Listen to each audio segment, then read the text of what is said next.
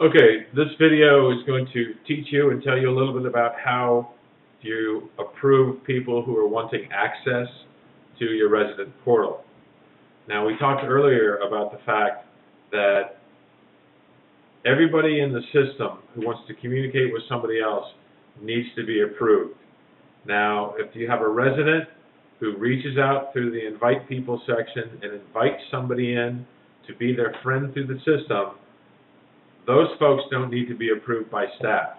However, if you've got somebody that's a family or friend of one of your residents who has not been invited by that resident, but rather has heard about your resident portal through either a letter or word of mouth or whatever reason, they've heard of the resident portal and that they can connect with their family member, they still have to be approved by you in order to communicate with that resident. Otherwise, you could have random people getting into your resident portal and sending all kinds of crazy things to your staff, or I'm sorry, to your residents. So obviously you don't want that.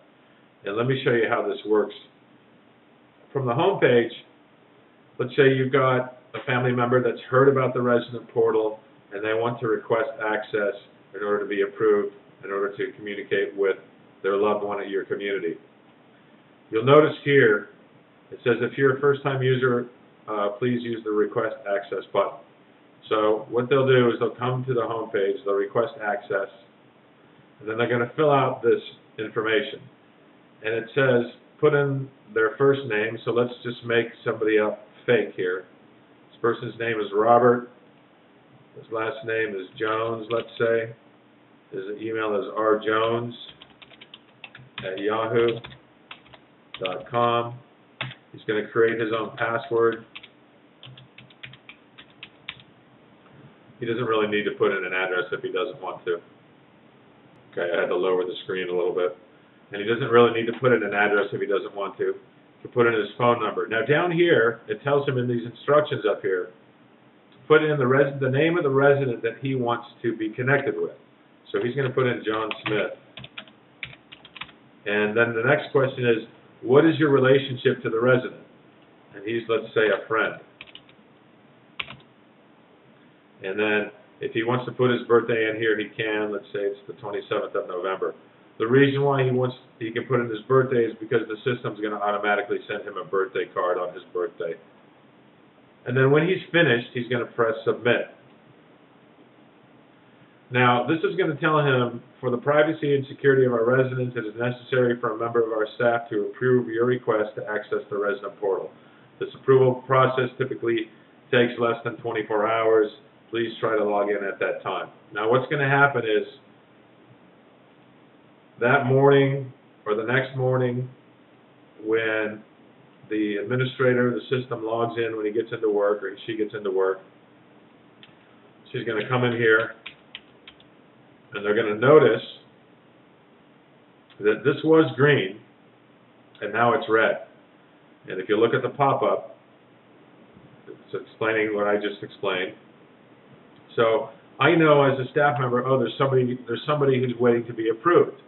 So I select pending approval, and I see that his name is Robert Jones, and he wants to be connected with John Smith, and he says that they're friends.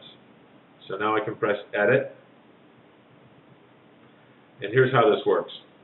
So maybe I go talk to John Smith, and I say, hey John, do you know this guy Robert? He wants to talk to you through the system. John says, yeah, definitely. And so right here, I'm going to take Robert, I'm going to put him in the friends group. You notice the group? Put him in the friends group, right? I don't get to see his password that he's typed. It's in there already. And then it says down here that he wants to be connected with John Smith, and he's his friend. And what I'm going to do is I know that John Smith is in the resident group, so I'm going to find John Smith. Here he is. And now I'm going to say add resident.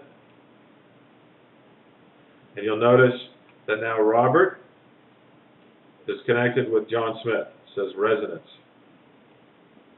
When I'm finished doing that, I press save. Now, what's just happened is Robert has been sent an email that says he's been approved and now he can log in. So now Robert can log in, and then John Smith is going to get a notification that says Robert is now his friend in the system, and also in John's family and friends, or my friends section, Robert will appear. And that's it. So that's how you approve people who are looking to get into your system. It's wise just to come in every morning and check the system to see if there's any pending approvals, especially if you've just got finished sending out a giant email or a letter to let everybody know to contact or go to your resident portal to, be friends with some of your residents. It's a pretty simple process.